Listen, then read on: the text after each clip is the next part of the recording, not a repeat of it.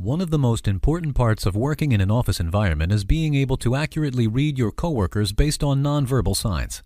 Being able to accurately read body language could be the difference between thriving in an office with friends and colleagues whose company you enjoy, or feeling like a loner because of your inability to read the room. That's why today, we will be giving you all a little body language breakdown, as well as some less than obvious signals that almost all of us humans do at work when we are happy, stressed, worried, or irritable.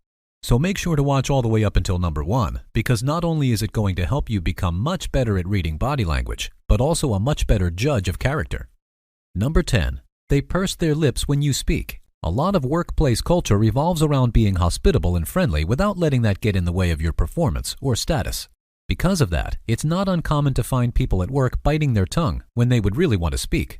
But how can we pick up on that nonverbal communication, and how does it show itself? While it can vary a bit from person to person, a habit that many people have picked up when they are holding something back is to purse their lips. And this happens most often when a person is being talked over, or doesn't feel like sharing their own opinion will be helpful.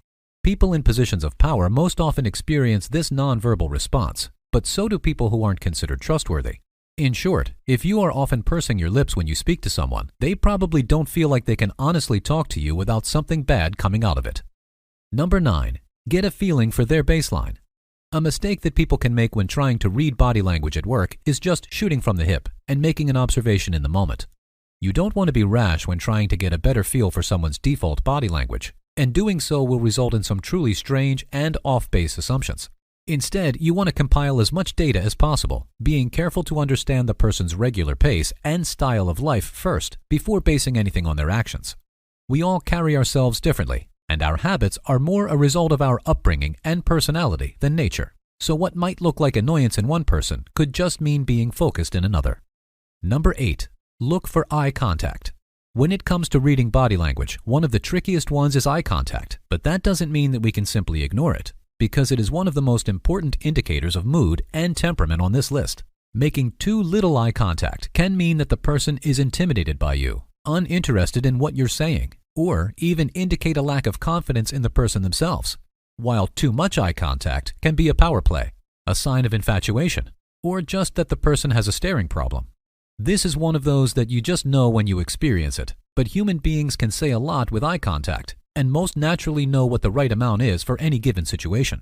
When you do, this is a sign that the person is attentive, genuinely interested or invested in the conversation, and present in the moment. Number 7. Be aware of people's personal space. Personal space is another tough one because it can vary widely from person to person. But general consensus is that people usually require more personal space than you expect, not less. Humans tend to get closer to people that they connect with, and so it makes sense that you would want to stand around with people that you feel you relate to. There's nothing wrong with this, but especially if you aren't a close friend to the person you are near, try and pick up on their body language to make sure that they are okay with it too. You can tell if they are comfortable if they do not move back from you when they have the chance, or even better, if they inch closer during the conversation. Personal space is something that we all tend to hyperfixate on, since it isn't something that people will often express discomfort with verbally. And so being able to read their body language and not overthink things that can make you appear more calm, cool, and collected, which is extremely helpful in building office friendships. Number 6. Noticing where people like to hang out. A pretty interesting office phenomenon is something called territorial claiming, which is often used to try and command power in the office and is especially popular among the corporate ladder climbers. This strategy can be anything from hanging around the water cooler trying to strike up a conversation to getting the entire office donuts and hanging around the kitchen area to hand them out. These are seen as power plays and are about as strong of an example of nonverbal communication as you can get. While the desk or room may be their main area of operations, expanding into a neutral space and dominating it with their presence shows their coworkers that they mean business and that they would like to have more power in the building. By the way, make sure to subscribe if you've learned something new today. Number 5. Look for furrowed or raised eyebrows. Our face can unintentionally give us away, even when we think we are being as subtle as possible. Our brows have quite a few muscles in them, for example, and are one of the easiest ways to spot how someone is really feeling. If someone is raising their eyebrows, it could be an indicator that the person feels guilty about something, or that they are surprised at what is being said. If they furrow their eyebrows, however, this usually means that they are confused or even frustrated at whatever is going on, and either way, they probably do not want to be bothered at that moment. Number 4. They turn their torso toward you or your group. In everyday life, when a person turns their torso to face you, it generally means that they are into you. This same type of body language at work can, and usually does, mean something completely different, however. At the office, torso turning usually happens in a group setting and is meant to make the entire group feel more included. If your group is not doing this towards you, but are doing it to others, it could mean that you are not very welcome in that setting, and that the group doesn't feel like you should be there. Torso turning is a very common tactic employed by bosses, and studies have shown that doing it back to them and meeting their gaze when being greeted or told something can greatly improve how you are perceived by management. Number 3. Look for people copying you and don't take it as an insult. In the workplace, mimicry is much more common than you would assume. It's generally used by people to show others that they like or respect them and can be seen outside the office as well. People will often use mimicry to start friendships and build a sort of bond through our similarities. In the office, with so many dynamics at play, it can be a bit more difficult to know exactly why it's happening, but it is not often a bad thing. People mimicking you may want your respect, think that you are the kind of person they would like to better model themselves after, or even just to show you that they are worthy of getting promoted if you are in a position of power. People often can mimic to get ahead or to trick you, though, and so pay close attention when you feel like this is happening to you, as it is a complex but important part of office culture that is almost never talked about.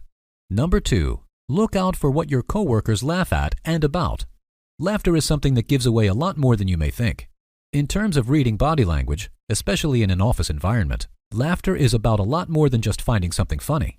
Studies have shown that people towards the bottom of the business pyramid tend to laugh in order to show their superiors praise, rather than demonstrate that they thought the joke was funny. The people in power, however, do almost the opposite, using their laughter as a sort of rating system and choosing with more care when they should laugh at something or not.